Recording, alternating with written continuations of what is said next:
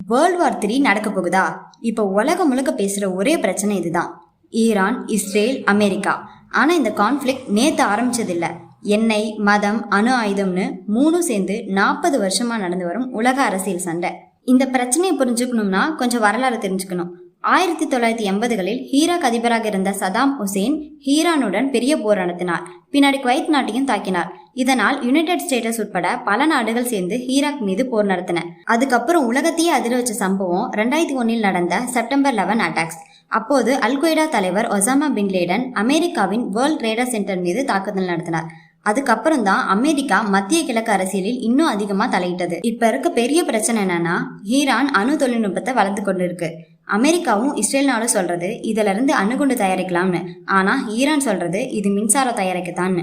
எண்ணெய் வளம், அணு ஆயுதம், அதிகார அரசியல், இந்த மூணும் சேர்ந்தாதான் மத்திய கிழக்குல எப்போதும் பதற்றம் ஏற்படுது.